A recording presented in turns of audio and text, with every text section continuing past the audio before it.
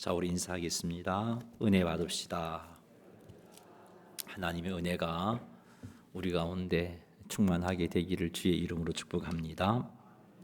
성도는 하나님에게 놀라운 은혜를 받은 자들입니다.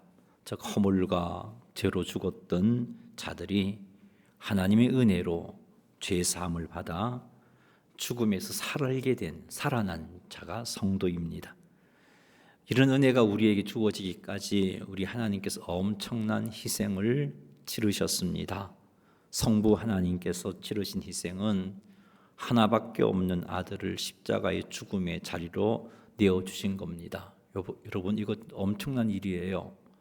여러분 한번 생각해 보세요. 우리 가운데 이런 일을 할 수 있는 사람이 있을까요? 우리 중에 누가 자기 자녀를 그렇게 사랑스러운 내 아들, 내 딸 중에 하나를 다른 사람을 살리기 위해서 희생을 할 수 있겠습니까? 힘든 일입니다. 하나님은 이렇게 힘든 일을 하셨어요. 그것도 하나님과 원수된 나를 살리기 위해서 독생자를 십자가의 죽음의 자리로 내어주셨습니다. 이게 우리를 구원하시기 위해서 치르신 하나님의 큰 희생입니다. 뿐만 아니죠. 성자 하나님이신 예수님께서 치르신 희생은 우리의 죄를 대신해서 십자가에서 우리 대신 죽어주신 겁니다. 하나님이신 예수님께서 우리를 위하여 예수님의 생명을 주신 이런 은혜가 우리를 살게 만들었습니다. 허물과 죄로 죽은 우리가 구원함을 받을 수 있는 은혜를 누리게 했던 것이죠. 또한 성령 하나님께서도 놀라운 일을 하셨습니다. 허물과 죄로 죽은 우리에게 복음을 들려주시고 복음을 깨닫게 하시고 그 복음을 믿을 수 있게 하셨고, 그리고 성령 하나님이 이런 인도하심에 순종하여서 믿을 때에 우리에게 구원의 은혜를 베풀어 주신 겁니다. 이렇게 우리는 삼위일체 하나님의 놀라운 은혜로 죄 사함을 받아 생명을 얻었습니다. 영원한 생명, 영생을 얻었습니다. 엄청난 사건이죠. 근데 이렇게 놀라운 은혜를 받은 성도인 우리가 어떻게 살아야 할까요? 하나님께서 우리들이 어떻게 살기를 원하실까요? 하나님 날 구원해 주셔서 감사합니다. 그리고 그것으로 그냥 그것에 머물러서 더 이상 전진하지도 않고 태보도 없이 그냥 그렇게 사는 것 우리 하나님께서 기뻐하실까요? 아니란 말이에요. 하나님이 우리를 구원하심에는 선하신 하나님의 뜻을 이루기 위해서입니다. 가장 큰 뜻은 세상 나라를 우리 주와 그의 그리스도의 나라가 되게 하기 위해서이죠. 죄로 죽은 영혼들을 살려서 하나님 나라를 완성하는 일을 하기 위해서 우리를 부르셨습니다. 우리를 통해서 그 일을 하기를 하나님이 기뻐하십니다. 그러기에 우리는 이 일에 헌신하는 자가 되어야 됩니다. 그것이 성도인 우리가 해야 할 일입니다. 오늘은 로마서 1장 8절에서 17절 말씀 속에 바울과 로마 교회 성도들의 모습을 통해서 성도인 우리가 어떻게 해야 할까를 한번 생각해 보겠습니다. 이것을 깨달아서 정말 우리를 구원해 주신 하나님의 마음이 합한 자의 모습, 우리를 통해서 하나님께서 원하시는 아름다운 삶의 열매들을 풍성하게 맺게 되기를 주님의 이름으로 축복합니다. 로마서 1장 8절 말씀 같이 한번 읽어보죠. 먼저 내가 예수 그리스도로 말미암아 너희 모든 사람에 관하여 내 하나님께 감사함은 너희 믿음이 온 세상에 전파됨이로다. 아멘. 바울이 하나님께 감사하는 감사의 제목이 무엇인가요? 이 8절 말씀을 보시면 로마 교회 성도들의 믿음이 온 세상에 전파된 그것 때문에 바울이 감사하고 있습니다. 이 당시 로마는 타락할 대로 타락한 정치, 경제, 사회, 문화의 중심지였습니다. 이런 곳에서 믿음을 지키기란 쉽지 않습니다. 이런 곳에서 믿음을 지키려면 많은 불이익을 당해야 하고 박해를 당해야 합니다. 그런데 로마 교회 성도들은 이런 상황 속에서 박해와 불이익을 당하면서도 믿음을 지켰습니다. 뿐만 아니라 하나님의 약속을 믿고 박해와 불이익을 감내하며 거룩한 삶을 추구했던 겁니다. 이런 로마 교회 성도들의 믿음이 로마를 방문했던 사람들의 눈에 띄게 된 거예요. 자연스럽게 띄게 된 겁니다. 그들이 그것을 보고 야, 대단한 사람들이다 하고 로마를 방문했던 사람들이 전역으로 흩어지게 되겠죠. 그들로 인해서 로마 교회의 믿음이 소문이 난 거예요. 이 소식을 바울이 들었던 거죠. 그래서 바울은 8절에서 먼저 내가 예수 그리스도로 말미암아 너희 모든 사람에 관하여 네 하나님께 감사함은 너희 믿음이 온 세상에 전파됨이로다. 바울도 이 복음, 이 믿음의 소식을, 로마 교회의 믿음의 소식을 듣고 너무나 감사했습니다. 정말 그 소식을 듣고 대견스러웠고 바울이 가서 복음을 전해서 세워진 교회도 아니란 말이에요. 어떤 사도도 가지 않았습니다. 그렇게 로마 교회가 세워졌는데 그것을 보니까 얼마나 대견스럽고 감격스럽고 기뻤는지 모릅니다. 그래서 바울은 로마 교회를 위해서 기도하지 않을 수가 없었고 로마 교회를 위해서 날마다 기도했고 로마 교회를 생각할 때마다 하나님께 감사하지 않을 수가 없어서 감사하였다라고 바울이 이렇게 8절에서 고백을 하고 있는 겁니다. 우리는 8절에서 마땅히 살아야 할 성도의 삶 하나를 깨닫습니다. 그것이 무엇이냐 하면 주변 사람들에게 믿음을 인정받는 삶입니다. 로마 교회 성도들처럼 말이죠. 로마 교회 성도들처럼 내 주변 사람들에게 믿음을 인정받는 삶을 사는 것이 성도가 살아야 할 마땅한 삶입니다. 교회 안에서뿐만 아니라 아무개 집사님 믿음 좋아 이렇게 교회 안에서 인정받는 게 아니라 교회 밖에서도 김 과장 보니까 정말 예수 믿는 사람이네. 김 과장 보니까 정말 철저하게 예수님을 믿는 믿음을 보여주고 그거 보니까 하나님 살아 계시네. 이렇게 인정받는 삶을 사는 것이 성도의 삶이라는 겁니다. 믿지 않는 자들의 입을 통해서도 아유 나이롱 신자 이런 말이 아니고 정말 예수 믿는 사람, 정말 예수 믿는 사람, 믿음이 대단한 사람, 정말 하나님 살아계신 것 같아. 저 사람을 보면 하나님이 위대하신 것 같아. 저 사람을 보면 이런 이야기를 들을 수 있는 삶이 성도인 우리가 마땅히 살아야 할 삶입니다. 하나님께서 나의 구원자 되심을 믿는 믿음이 우리에게 있음을 주변 사람들로 하여금 알게 하고 인정받는 삶, 그것이 우리가 살아가야 할 삶입니다. 하나님께서 우리를 인도하시고 보호하심에 대한 믿음이 우리에게 있음을 내 이웃들에게, 내 직장 동료들에게 인정을 받아야 돼요.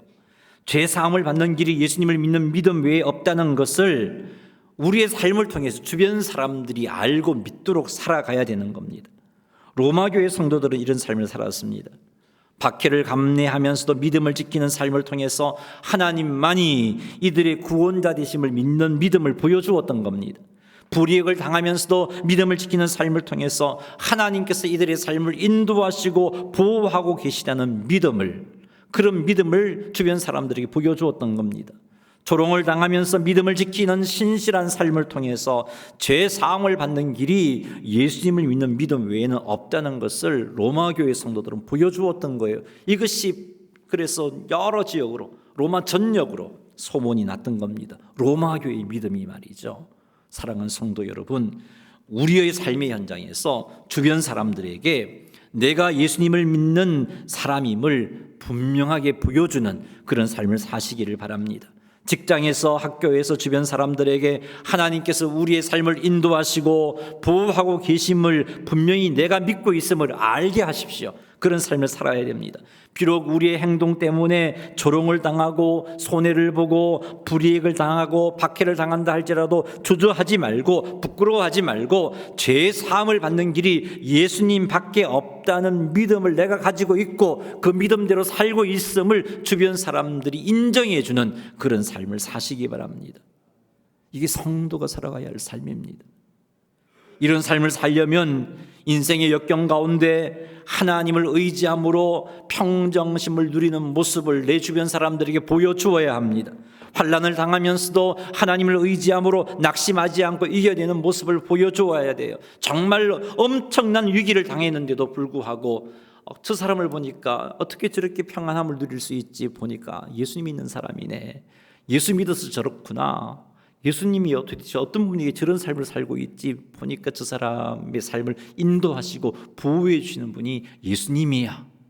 이런 인정을 받는 삶을 살라는 겁니다. 이렇게 살면 우리 주변 사람들의 입을 통해서 우리의 믿음이 소문날 것이고 그것이 바로 세상의 빛과 소금이 되는 삶이요, 그것이 바로 왕 같은 제사장으로서의 삶을 살아가는 삶입니다. 그것을 통해서 그들이 하나님을 알게 되는 것이고 그들이 예수님에게로 나오는 역사가 일어나게 되는 겁니다. 이것이 바로 성도의 삶입니다. 그러니 세상 속에서 성도임을 드러내는 것 부끄러워하지 마세요. 내가 성도라는 사실을 여러분 직장에서 드러내는 거 부끄러워하지 마세요. 내가 예수님을 나의 구주로 믿고 있다는 사실을 드러내는 걸 부끄러워하지 마세요. 예수님만이 우리의 구원자 되신다는 사실을 드러내는 것을 부끄러워하지 마세요. 세상 속에서 믿음을 지키는 삶을 사는 것 부끄러워하지 마시기 바랍니다. 누가복음 9장 26절 말씀 읽어보겠습니다. 누구든지 나와 내 말을 부끄러워하면 인자도 자기와 아버지와 거룩한 천사들의 영광으로 올 때에 그 사람을 부끄러워하리라. 아멘. 예수님의 말씀이잖아요. 세상 속에서 우리가 예수님 믿는 자로서 살아야 되는데 그게 부끄러워요. 직장에서 내가 예수님 믿는 사람으로서 예를 들어서 식사하기 전에 기도하는 모습을 드러내는 게 부끄러워요. 직장에서 주일날 예배 드리기 위해서 자꾸 이렇게 시간을 휴가를 맞추는 것들이 부끄러워요. 그래서 그냥 흘러가는 거죠. 그냥 기도하는지 그래서 내 주변 사람들이 내가 예수 믿는 사람인 것조차도 알지 못하는 그런 삶을 산다면 여러분 우리 주님께서 우리도 부끄러워하신다고요. 우리도 부끄러워하신다라고 말씀하고 계세요. 인자도 자기와 아버지와 거룩한 천사들의 영광으로 올 때 그 사람을 부끄러워하리라. 주님이 재림하실 때 나를 부끄러워하면 어떻게 되시겠어요? 우리의 구원이 있을까요? 정말 심각한 말이죠. 사랑하는 성도 여러분, 부끄러워하지 마십시다. 세상 속에서 내가 예수님 믿는 사람임을 드러내는 것, 내게 예수님만이 나의 구원자 되심을 믿는 믿음이 있음을 드러내는 걸 부끄러워하지 마세요. 세상 사람들에게 여러분의 믿음을 인정받는 삶을 사시기 바랍니다. 조롱과 불이익과 핍박과 박해에 굴하지 않고 우리의 믿음을 인정받는 삶을 사시는 성도님들이 다 되시기를 주님의 이름으로 축원합니다. 로마서 1장 9절 말씀 읽겠습니다. 내가 그의 아들의 복음 안에서 내 심령으로 섬기는 하나님이 나의 증인이 되시거니와 항상 내 기도에 쉬지 않고 너희를 말하며 아멘. 바울은 항상 기도할 때마다 로마 교회 성도들을 위해서 기도했습니다. 그렇게 하지 않을 수가 없었어요. 너무나 기특했거든요. 너무나 참 대견했거든요. 너무나 감사했거든요. 그래서 바울이 로마 교회에 기도할 때마다 로마 교회 성도들을 위해서 기도했습니다. 더 아름다운 믿음의 열매들이 맺혀지고 복음이 확장되기를 기도했겠지요. 자신이 로마 교회 성도들을 위하여서 기도할 때마다 쉬지 않고 기도했음에 대한 증인으로 바울은 하나님을 내세우고 있습니다. 하나님이 나의 증인이다라고 말합니다. 여러분, 전지전능하신 하나님은 우리의 심령을 살피시는 분이잖아요. 우리의 생각까지 헤아리십니다. 나는 겉으로 참 거룩한 척해도 속으로는 그렇지 못한 것이 있다면 그거 다 아신단 말이에요. 그런 하나님을 증인으로 내세울 정도라면 바울이 정말 로마 교회 교인들을 위해서 쉬지 않고 기도했다는 분명한 그런 확신이 있기 때문에 이런 하나님을 증인으로 내세웠던 겁니다. 이렇게 하나님을 증인으로 내세움으로 내가 너희들을 위해서 정말 날마다 기도할 때마다 너희들을 위해서 기도했다라고 그렇게 드러내고 있는 거죠. 자, 그런데 9절 말씀에 의하면 바울은 이런 표현을 하고 있어요. 복음 안에서 심령으로 하나님을 섬겼다라고 그렇게 표현하고 있습니다. 복음 안에서 하나님을 섬겼다는 게 무슨 의미일까요? 그리고 심령으로 하나님을 섬겼다는 것은 무슨 의미일까요? 복음 안에서 하나님을 섬겼다는 말은 8절 말씀에 예수 그리스도로 말미암아 하나님께 감사했다, 하나님을 섬겼다라는 표현이 나오죠. 이거와 똑같은 표현입니다. 복음 안에서 하나님을 섬겼다는 말은 예수 그리스도로 말미암아 하나님을 섬겼다는 말이에요. 우리는 우리의 힘과 우리의 지혜와 우리의 열심과 우리의 공로로 하나님 앞에 나아갈 수가 없어요. 여러분, 우리 기도할 때 예수님의 이름으로 기도합니다라고 하죠. 왜 이렇게 할까요? 주문일까요? 아니에요.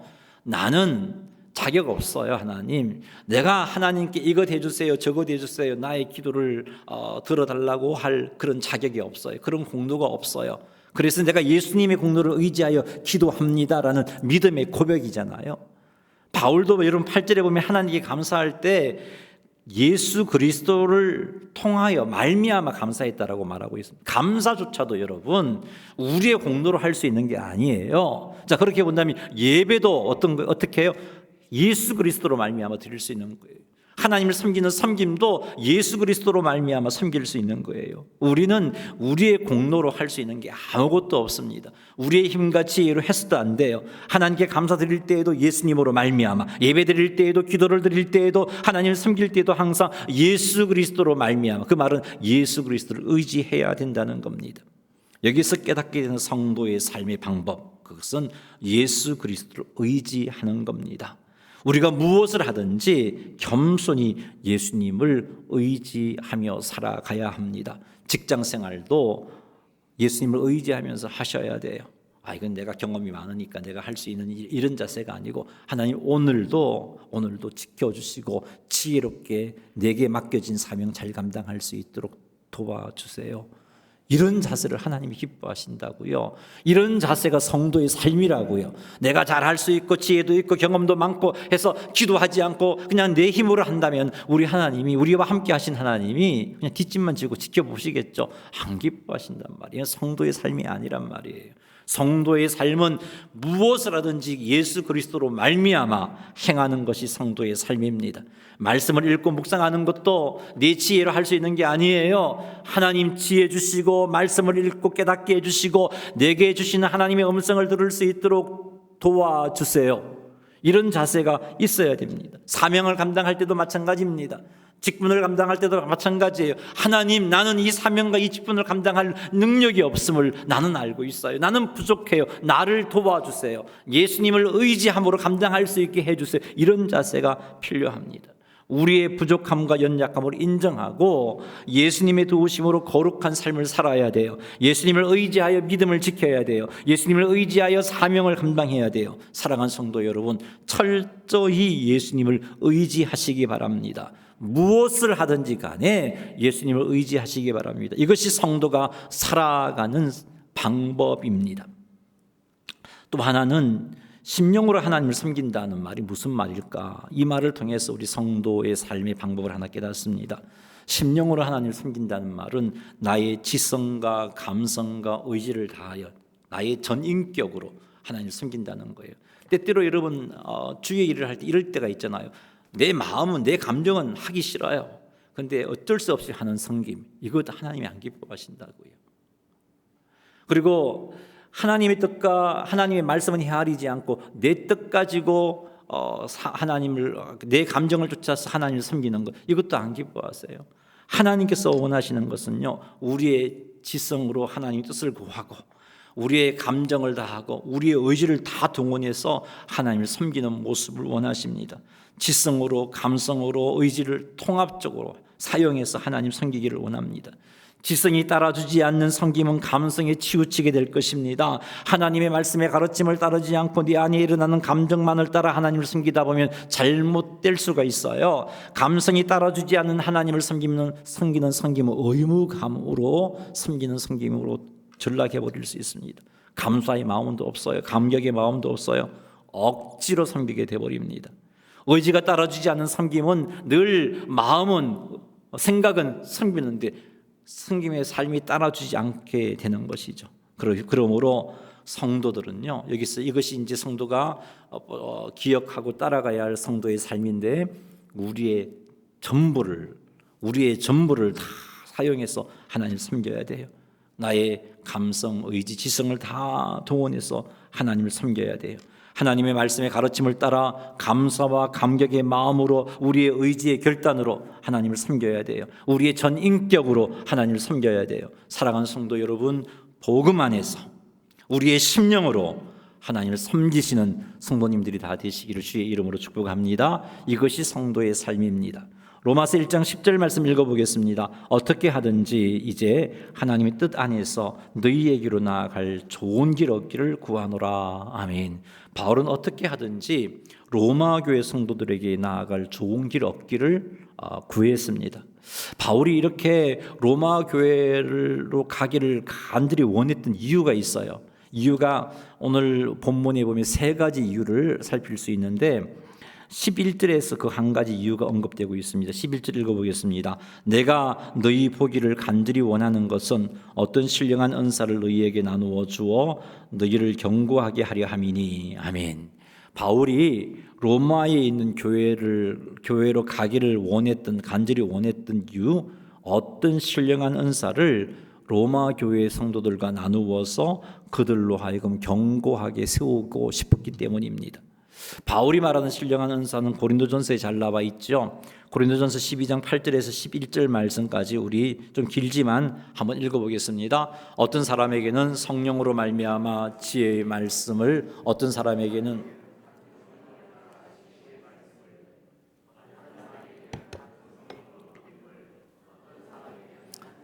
병 고치는 은사를, 어떤 사람에게는 능력 행함을, 어떤 사람에게는 예언함을, 어떤 사람에게는 영들 분별함을, 다른 사람들에게는 각종 방언 말함을, 어떤 사람에게는 방언 통령함을 주시나니 이 모든 일은 같은 한 성령이 행하사 그의 뜻대로 각 사람에게 나누어 주시는 것이라. 아멘. 지혜의 말씀이 은사, 지식의 말씀이 은사, 믿음이 은사, 병 고치는 은사, 능력 행함이 은사, 예언함, 영들 분별함, 각종 방언을 말함, 방언을 통역함, 이와 같은 은사들 말이에요. 이와 같은 은사들을 나누어 주고, 그래서 로마 교회가 견고하게 세워지기를 바울이 원해서 로마 교회에 가고 싶었던 겁니다. 자, 물론 이런 은사를 바울이 나누어 주는 것 아니죠. 모든 은사는 성령께서 성령의 뜻대로 각 사람에게 나누어 주는 겁니다. 그런데 왜 바울이 11절에서는 마치 자기가 나누어 주는 것처럼 표현하고 있는가? 의미는 그런 의미가 아니고요. 11절의 의미는 바울이 로마 교회 성도들에게 이런 신령한 은사가 있으니 너희들 사모해라. 사모해서 하나님께 간구해서 이런 은사를 받아라. 이것을 끼고쳐서 이런 은사를 받도록 하겠다는 의미인 거죠.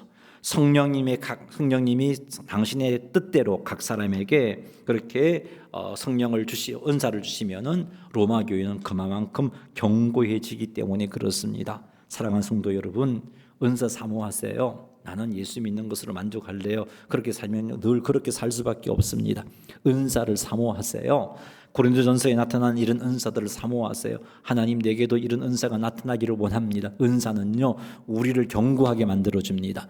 은사는요, 우리를 능력 있는 그리스도인 삶을 살게 해줍니다. 그러니 사모하시고 간구하세요. 그리하면 성령께서 주실 것이고 그로 말미암아 우리가 견고한 자가 될 겁니다. 자, 그런데 제가 지금 나누고 싶은 이야기는 그런 이야기가 아니고 다른 이야기인데, 바울이 로마 교회로 가고 싶은 게 이렇게 은사를 받도록 해서 로마 교회를 견고하게 세우기 위함입니다. 좋은 이유이지요. 자, 좋은 이유를 가지고 로마에 가고 싶었어요.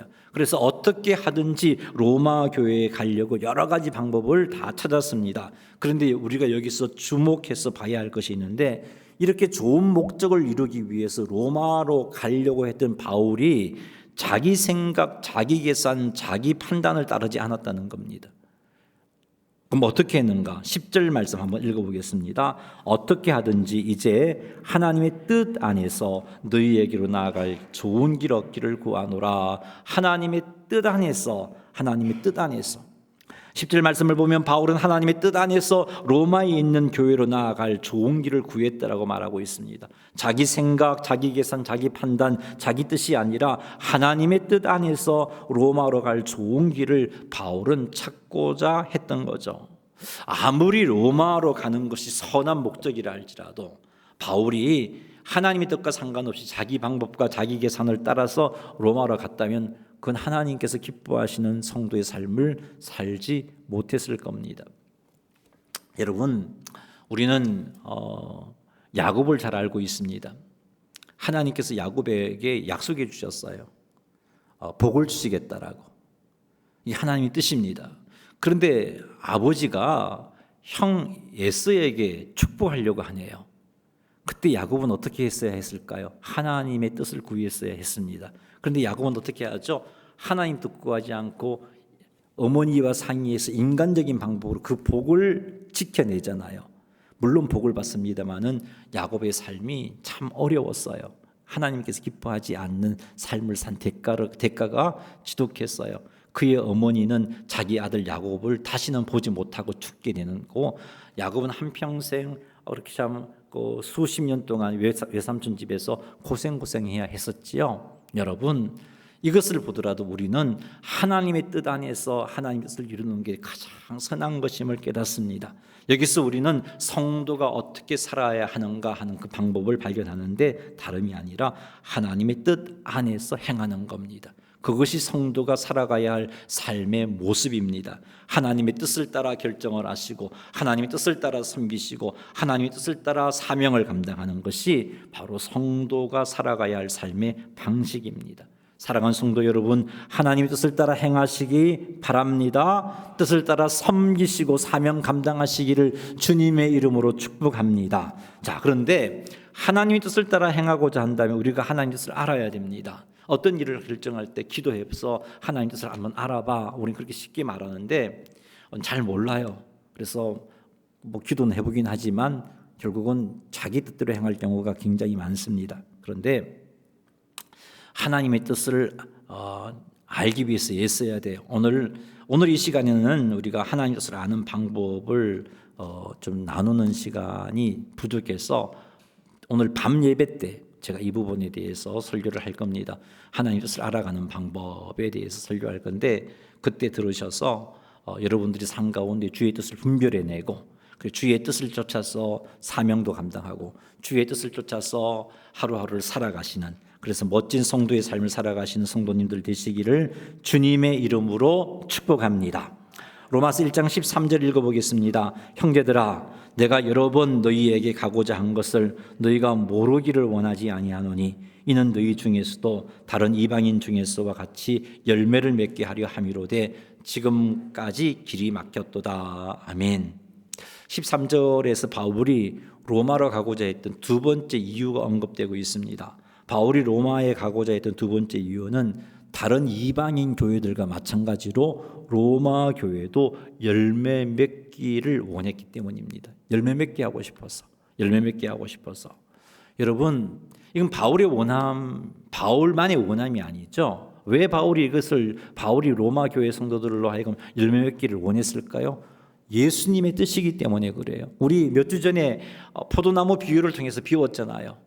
하나님 예수 그리스도 안에서 모든 성도들은 열매를 맺어야 된다고. 열매를 맺지 아니하면 가지를 잘라 버리신다고. 농부가 그렇게 자른다고. 열매 맺어야 된다고 그때 말씀을 나누었잖아요. 열매 맺는 삶이 하나님께서 원하시는 삶입니다. 이때 열매가 어떤 거였죠? 그때 언급된 기억하시는지 모르겠는데 첫째는 그리스도인으로서 합당하게 사는 삶이에요. 말씀에 순종하는 삶, 항상 기뻐하는 삶, 쉬지 말고 기도하는 삶, 이렇게 살아가는 것. 그다음에 선한 일을 행하는 삶, 이런 것들이 열매 맺는 삶이죠. 두 번째는 복음을 전함으로써 또 다른 그리스도인들을 세워내는 삶. 이것도 열매 맺는 삶입니다. 또 하나는 하나님께 주신 복들을 누리는 삶, 기도 응답 받고 인도와 보호를 받고 승리를 확신하고 제사함의 확신을 가지고 구원의 확신을 가지고 살아가는 것, 열매 맺는 거죠. 또 마지막 하나는 성령의 9가지 열매를 맺는 겁니다. 사랑과 희락과 화평과 오래 참음과 자비와 양성과 충성과 온유와 절제 열매를 맺는 것, 이런 것들이 열매예요. 이거 맺어야 돼요. 하나님이 맺기를 원하시고 계세요. 성도는 열매 맺는 삶을 살아야 돼요. 그런데 우리가 몇 주 전에 살폈지만 열매 맺어야지 한다고 맺혀지는 것 아니잖아요. 그럼 어떻게 하면 맺을 수 있다고요? 그리스도 안에 있으면, 가지가 포도나무에 붙어 있으면 열매를 맺는다고 말했잖아요. 그리스도 안에 있으면 열매를 맺어요. 여러분, 그래서 우리는 그리스도 안에 있기를 힘써야 돼요. 성도는 열매 맺는 삶을 살아야 돼요. 그럼 열매 맺으려면 어떻게 해요? 그리스도 안에 있어야 돼요. 그리스도 안에 있는 게 뭐라고 말씀드렸나요? 주님과 사귐을 갖는 거라 그랬잖아요. 주님과 사귐을 갖는 것이 그리스도 안에 거하는 삶이에요. 말씀과 기도를 통해 주님과 사귐을 가지면 내가 예수님의 말씀을 닮아가는, 예수님의 말씀을 따라서 살게 되는 모습들이 나타나요. 열매들이 맺히게 돼요. 나도 모르는 사이 열매들이 맺히게 돼요. 그러니 사랑하는 성도 여러분, 성도가 살아야 할 삶이 열매 맺는 삶인 것을 알고 열매 맺기 위하여서 그리스도와의 사귐에, 그리스도 안에 거하는 일에 힘쓰시는 여러분 되시기를 주님의 이름으로 축복합니다. 그리하여 우리의 삶 가운데서도 아름다운 열매들이 많이 맺혀지기를 주님의 이름으로 축원합니다. 옆 사람에게 이야기합시다. 열매 맺읍시다. 맺어야 돼요. 우리는 그리스도인이기 때문에, 우리는 살아있는 하나님의 자녀이기 때문에 열매를 맺어야 돼요. 자, 세 번째, 바울이 로마 가기를 원한 이유가 나오는데, 그것은 바울이 모든 자들에게 복음에 비친 자였기 때문에 로마에 있는 성도들에게도 복음을 전하기를 원했기 때문이다라고 말하고 있어요. 좀 이상하지요? 제가 설명드릴게요. 로마서 1장 14절 15절 읽어보겠습니다. 헬라인이나 야만인이나 지혜 있는 자나 어리석은 자에게 다 내가 빚진 자라. 그러므로 나는 할 수 있는 대로 로마에 있는 너희에게도 복음을 전하기를 원하노라. 아멘. 헬라 사람들은 이렇게 생각했습니다. 헬라 말을 하고 헬라 문화를 모르는 사람들은 다, 모르는 외국인들은 다 야만인이다라고 생각을 했어요. 헬라 사람들의 사고입니다. 바울은 그들의 사고를 쫓아서 말합니다. 헬라인이나 야만인이나, 그 말은 헬라인이나 야만인이나 이들 모두에게 내가 복음의 빚을 졌다는 말은 어떤 의미겠어요? 모든 사람에게 복음의 빚을 졌다는 말이에요. 헬라인의 사고에 의하면 헬라인을 제외한 외국인들은, 모든 외국인들은 야만인이에요. 이렇게 헬라인과 야만인 합치면 모든 사람이 되겠죠. 이게 바울은 지금 모든 사람에게 내가 복음의 빚을 졌다라는 말을 하고 있는 겁니다. 그 뒤이어서 지혜로운 지혜 있는 자나 어리석은 자에게, 이것도 마찬가지죠. 지혜 있는 자와 어리석은 자를 합치면 모든 사람들이에요. 바울은 말합니다. 나는 모든 사람들에게 복음의 빚을 졌다라고 말하고 있습니다. 바울이 이렇게 모든 사람에게 복음의 빚을 줬다는 사실을 알고 있었기 때문에 바울은 할 수 있는 대로 모든 사람에게 복음을 전하는 일에 힘썼어요. 자, 그렇다면 바울이 이렇게 표현하는 게 자연스러울 것 같아요. 나도 로마에 가서 로마 사람들에게 복음 전하고 싶어. 그래서 로마 교회로 방문하고 싶어. 이렇게 하면 좀 우리가 이해를 하겠는데, 복음을 알고 있는 너희들에게, 여기 너희는 로마에 있는 성도들이잖아요. 로마 교회, 로마에 있는 너희들에게, 로마 성도들에게 복음을 전하기를 원해서 내가 너희들이 가고 싶다라고 말하고 있으니까 좀 우리가 왜 바울은 믿는 자에게 복음을 전하려고 하는 거지? 라는 생각을 할 수 있습니다. 자, 그런데 바울이 로마에 영원히 정착할 수가 없잖아요. 바울은 왔다가 또 떠나가야 돼요. 또 다른 곳으로. 그의 꿈은 스바나의 그 당시 땅끝이라고 생각한 스페인에 가서 복음 전하는 게 바울의 꿈이었어요. 그러니까 로마는 잠시 들렀다가 가는 곳입니다. 그러니까 바울이 로마에 가서 복음을 전하는 일은 결국은 제한적인 일일 수밖에 없었어요. 그래서 무엇을 생각했냐면, 내가 로마 교인들에게 복음을 제대로 가르쳐 주어서, 내가 로마 교인들에게 복음을 제대로 가르쳐 주어서 로마 교인들이 로마 사람들에게 복음을 전한다면 복음에 빚진 자인 내가 귀한 사명을 감당한다라는 생각을 했기 때문에 바울이 이와 같이 말하고 있는 겁니다. 내가 로마 교회로 가기를 간절히 원하는 이유는 내가 복음에 빚진 자인데, 모든 사람에게 복음에 빚진 자인데, 내가 너희들에게도 복음을 전해서 너희들로 말미암아 로마에 있는 모든 사람들이 예수 복음을 접하게 되고 예수 믿는 역사가 일어나기를 원하기 때문이야 라고 이렇게 말하고 있는 겁니다. 자, 이렇게 볼 때 우리는 이 말, 바울이 성도들에게 복음을 전하고자 했던 이유를 이해할 수 있습니다. 사랑하는 성도 여러분, 자, 그런데 바울의 고백처럼 모든 성도들은 복음에 빚진 자들입니다. 하나님께서 수많은 사람들 중에 우리를 택하셨잖아요. 수많은 사람들 중에 우리를 택해서 예수 믿게 하신 이유가 뭘까요? 먼저 믿은 우리들을 통해서 아직까지 하나님을 모르는 자들에게 복음을 전해서, 예수님이 비유 가운데 이런 비유가 있어요. 하나님의 아직 들지 않은 우리의 내 백성들을 모아와야 한다라는 그런 예수님 말씀을 하셨는데, 아직까지 세상에는 하나님의 우리에 들지 않은 하나님의 택한 백성들이 많단 말이에요. 그들을 구원하는 일을 우리에게 맡기시고자 먼저 우리를 부르셨다고요. 그런 하나님의 부르심을 생각해 볼 때 우리도 모든 자들에게 복음의 빚진 자구나 하는 것을 알 수 있습니다. 우리도 모든 사람에게 복음의 빚을 졌어요. 바울이 빚졌다는 표현을 쓴 이유는 빚은요 반드시 갚아야 되잖아요. 안 갚으면 범죄예요. 죄예요. 빚은 반드시 갚아야 돼요. 지금 그것을 반드시 갚아야 된다는 말을 하고 싶어서 빚이라는 단어를 바울이 택했는데, 복음이 빚진 우리는 반드시 복음을 전해야 된다는 겁니다. 여러분, 우리 모두는 복음이 빚진 자들이에요. 그래서 우리 모두는 복음을 전해야 돼요. 사랑하는 성도 여러분, 복음을 전하는 일이 힘내시기 바랍니다. 복음 전하는 일은 열심히 특심한 사람만 해야 되는 일이 아니에요. 우리 모두가 복음이 빚진 자들입니다. 우리 모두가 복음을 전해야 돼요. 자, 그런데 왜 복음을 못 전합니까? 예수 믿으세요 하려니까 말이 안 나와서, 부끄러워서. 전도지 전하려고 하니까 이 손이 부끄러워요.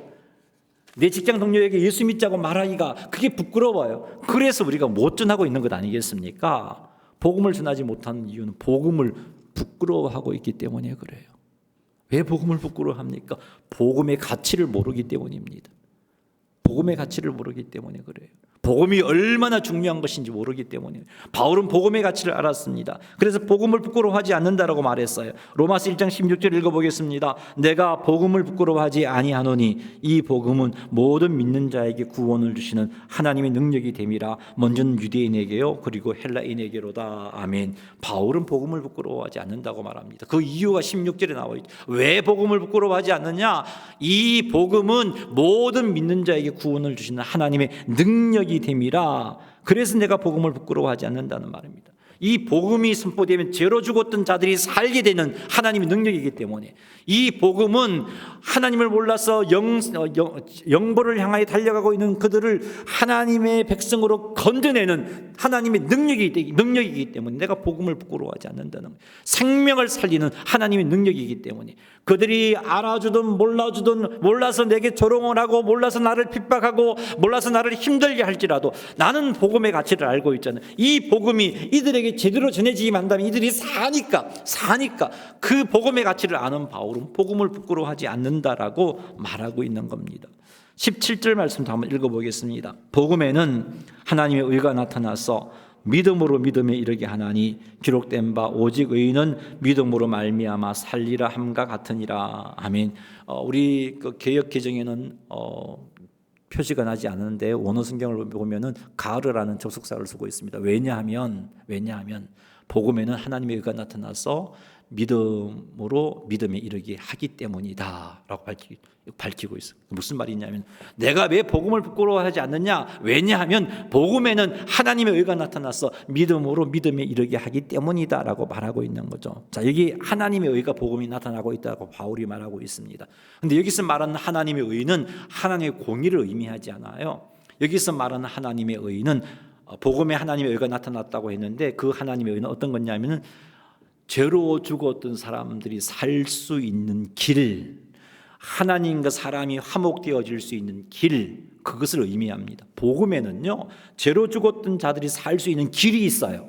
복음에는요 하나님과 사람이 화목할 수 있는 길이 있어요. 그래서 이 길이 성령의 도우심으로 들려지게 될 때 믿음이 생기고, 그래서 예수님을 영접하게 되면은 그 믿음으로 말미암아 더 성숙한 믿음으로 믿음에 이르게 하나니 더 성숙한 믿음을 소유하게 되는 놀라운 역사가 일어나기 때문에, 그래서 바울은 복음을 부끄러워하지 않는다는 거예요. 복음에는 하나님의 의가 있어요. 복음에는 죄로 죽은 자들이 살 길이 있어요. 복음에는 하나님과 사람이 화목할 수 있는 길이 있어요. 그런데 수많은 사람들이 이 길을 몰라서 죽어 있잖아요. 수많은 사람들이 이 길을 알지 못해서 멸망을 향하여 달려가고 있잖아요. 그러니 내가 복음을 자랑하지 않을 수가 없고, 그러니 내가 복음을 부끄러워하지 않는다는 거죠. 몰라서 조롱하는 거고 몰라서 핍박하는데 알고 있는 내가, 복음의 가치를 알고 있는 내가 어찌 복음은 부끄러워해서 침묵하겠느냐는 거죠. 그래서 나는 모든 사람의 복음에 빚진 자다, 복음을 들고 나아가겠다라고 바울이 말하고 있는 겁니다. 사랑하는 성도 여러분, 우린 이 로마서 1장 16절 17절에서 성도가 마땅히 살아가야 할 삶의 태도 또 한 가지를 발견해요. 그것은 복음에 빚진 자의 삶을 사는 겁니다. 우리는 그런 자들이에요. 복음에 빚을 졌어요. 그런데 이 복음에 빚진 자의 삶을 살려면 반드시 복음을 부끄러워하지 않아야 돼요. 따라합시다. 복음을 부끄러워하지 않겠습니다. 여러분, 이게 복음의 가치를 알아야 된다 그랬잖아요. 복음의 가치를 알고 부끄러워하지 마세요. 여러분이 복음을 전하는 것 때문에 사람이 너 왜 그러냐, 너 좀 광신자다, 너 왜 남의 어떤 신앙의 자유를 그렇게 속박하느냐, 그런 말로 주눅 들지 마세요. 복음은요, 죄로 죽었던 사람들이 살 수 있는 길이 있어요. 복음은요, 죽었던 사람이 생명을 얻는 하나님의 능력이에요. 그 가치를 알고 복음을 부끄러워하지 않는 삶을 사시는 성도님들이 다 되시기를 주님의 이름으로 축복합니다. 이것이 바로 성도의 삶이에요. 하나님은 우리들이 이런 삶을 살기를 원합니다. 그냥 예수 믿고 빌빌거리며 사는 걸 원치 아니하세요. 예수 믿고 그냥 주일날 겨우 예배 오는 삶으로 신앙 명맥 이어가는 거 원치 아니하세요. 하나님이 원하시는 것은 성도가 성도로서의 삶을 제대로 살기를 원하시는 거죠. 그런 삶을 살려면 주변 사람들에게 내가 가지고 있는 믿음을 인정받아야 돼요. 여러분 주변 사람들에게 여러분의 믿음을 인정받는 삶을 사시기를 바랍니다. 그게 성도의 삶이에요. 그리고 우리는 항상 예수 그리스도를 의지하여 하나님을 섬길 수 있고, 하나님을 섬길 때 예수 그리스도를 의지할 뿐만 아니라 우리의 전부를 통해서, 우리의 심령으로, 우리의 전인격으로 하나님을 섬기는 여러분 되시기를 바랍니다. 이게 성도의 삶입니다. 그리고 하나님의 뜻을 구하세요. 뜻을 따라서 사명을 감당하시고 뜻을 따라서 헌신하시기 바랍니다. 그리고 그리스도 안에 거함으로 열매 맺으세요. 이게 성도의 삶입니다. 열매를 맺어야 돼요. 누구는 어떤 특별한 사람만 맺는 거고 그냥 나는 믿음만 갖고 있으면 안 돼. 그러면 부끄러운 고문 받을 거예요. 책망 들을, 너 뭐 했냐? 책망 들을 거예요. 마지막으로 복음을 부끄러워하지 않고 힘써 복음을 전하는 삶을 사십시오. 이렇게 사신다면 하나님의 놀라운 은혜로 구원받은 우리들이 그 구원받은 자로서 합당한 삶을 살게 될 것이고, 그런 삶을 통해서 하나님이 기뻐하실 거예요. 하나님의 마음을 시원케 해드린 주의 일꾼이 될 거예요. 우리 모두가 이런 삶을 살아서 하나님의 마음을 시원케 해드리는 하나님 나라 백성들이 다 되시기를 주님의 이름으로 축원합니다. 할렐루야. 우리 한번 기도합시다. 하나님, 오늘 성도가 어떻게 살아야 할지를 배웠어요. 그냥 예수 믿고 겨우 주일 예배 드리는 것을 만족하는 삶이 아니라 예수 믿고 하나님 내게 복 주세요 이렇게 사는 것으로 만족할 것이 아니라 정말 오늘 살펴본 성도의 삶을 제대로 살게 해주십시오. 내 주변 사람들에게 믿음을 인정받는 삶을 살아갈 수 있게 도와주십시오. 하나님 아버지, 겸손하게 주님을 끝까지 의지하는 자가 되게 하시고, 또한 우리의 전인격을 통해서 하나님을 섬기는 자가 되게 도와주십시오. 하나님의 뜻을 구하고 뜻 안에서 행하는 자가 되게 도와주시고, 그리스도 안에 거함으로 열매 맺는 자가 되게 하시고, 복음을 부끄러워하지 않는 자가 되어서 복음을 전하는 삶을 살게 하여 주옵소서. 우리 이렇게 살고 싶습니다. 도와주옵소서. 우리 이 제목 가지고 주의 이름만 부르며 나아가 기도하겠습니다. 주여. 하나님 아버지, 성도들은 주일날 겨우 예배드리러 오는 삶으로 만족하며 살아서는 안 될 자들인 것을 배웠습니다. 성도인 우리는 어떻게 살아야 하는가? 복음을 제대로 알고 믿은 우리는 어떻게 살아야 하는가? 하나님께서 원하시는 삶은 주변 사람들에게 믿음을 인정받는 삶을 살아야 되는 겁니다. 하나님, 나를 아는 나의 직장 동료들에게, 나를 아는 내 이웃들에게서 믿음을 인정받게 하옵소서. 저 사람은 나이롱 예수쟁이야가 아니고 정말 신실한 예수 믿는 사람이야. 정말 예수 믿는 사람이 틀림없어. 저 사람을 보니까 하나님 살아계신 것 같아. 저 사람을 보니까 나도 예수님 믿고 싶어. 이런 삶을 살아갈 수 있는 저희들이 되어질 수 있도록 주님 도와주시옵기를 주여 간절히 원합니다. 겸손하게 예수님을 의지하여 하나님을 섬기며 사명 감당할 수 있게 도와주옵소서. 나의 전인격으로 하나님을 섬기는 삶을 살아갈 수 있도록 도와주옵소서. 하나님의 뜻을 구하며 뜻을 따라 하나님을 섬기며 헌신할 수 있게 도와주시옵소서. 그리스도 안에 거함으로 열매 맺는 성도가 되게 하시고, 하나님 복음을 부끄러워하지 말게 하옵소서. 이제는 복음이 부끄러워서 입을 열지 못하고 전도지 전할까 말까 망설이는 삶이 아니라 담대하게 힘써 복음을 전하는 성도의 삶을 살아갈 수 있도록 인도하여 주시옵소서. 예수님의 이름으로 기도드리옵나이다. 아멘.